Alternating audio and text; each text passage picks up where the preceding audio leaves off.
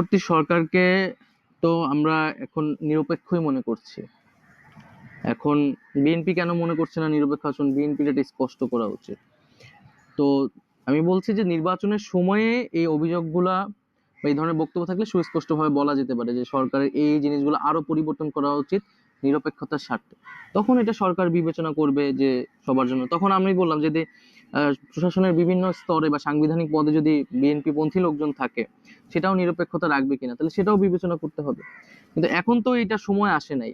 1-11 এবং -2 এর আলাপটা কিন্তু সর্বপ্রথম বিএনপি রাজনীতির মাঠে এনেছে বেশ কিছুদিন আগে। বিএনপি কেন জানি মনে করে যে এই সরকারটা হয়েছে কেবল একটা নির্বাচন দেওয়ার জন্য, এবং এই সরকারকে তারা যে নির্বাচিত বলে না, আসলে এটাও একটা ভুল বক্তব্য। কারণ একটা সরকার যদি নির্বাচনের মাধ্যমে পট পরিবর্তন হয়, তাহলে একটা নির্বাচিত সরকার একটা দেশে আসে।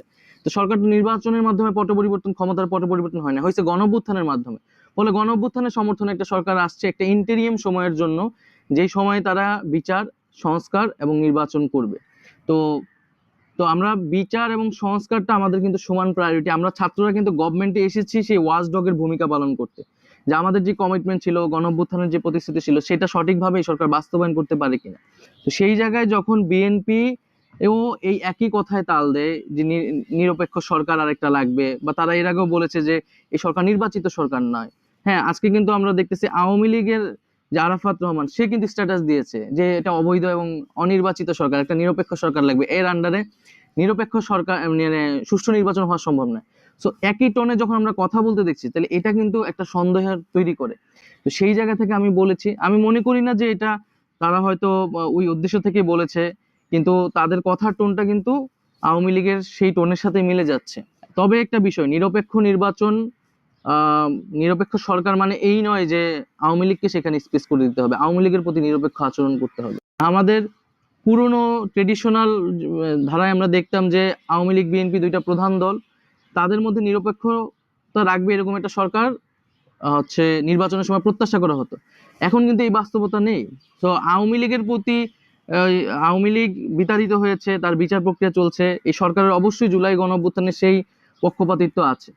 ফলে নিরপেক্ষ সরকারের নামে আওয়ামী লীগকে আশ্রয় দেওয়ার যদি ষড়যন্ত্র হয়, এইটা আমরা মানব না। আমরা তো প্রথম থেকেই বলেছি আমরা একটা রিকনসিলিয়েশন প্রক্রিয়ার মধ্যে দিয়ে যেতে চাই, কিন্তু সেটার জন্য আওয়ামী লীগকে তো অ্যাপোলজেটিক হইতে হবে, কিন্তু তারা তো, তাদের মধ্যে আমরা সেই ধরনের কোনো প্রবণতা দেখতে পাচ্ছি না। ফলে আমাদের পরিকল্পনা হচ্ছে আওয়ামী লীগের যারা গুম, খুন, আহ এই হত্যাকাণ্ড, সন্ত্রাস, দুর্নীতি এবং ভোট ডাকাতির সাথে জড়িত, তাদের যথাযথ প্রক্রিয়ার বিচার হবে। এবং যারা এই প্রক্রিয়ার সাথে আর এই ধরনের অপরাধের সাথে যুক্ত ছিলেন না, কিন্তু সমর্থক ছিলেন বা তৃণমূলের নেতাকর্মী অনেকে ছিলেন, তো তাদেরকে আমরা ইন্ডেমনিটি দিতে চাই, এবং তারা যে কোনো রাজনৈতিক দলে যেতে পারবে এবং তাদের সেই রাজনৈতিক নাগরিক অধিকার হচ্ছে রক্ষিত হবে।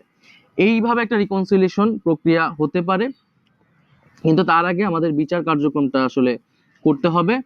তো সেই জায়গায় আমরা মনে করি আওয়ামী লীগ নামে বাংলাদেশে আর রাজনীতি করার আসলে আওয়ামী লীগের অধিকার নেই, নৈতিক এবং রাজনৈতিক অধিকার নেই। এই বিষয়ে যদি আমরা ঐক্যমত হতে পারি, আমরা একটা ব্যবস্থা করব।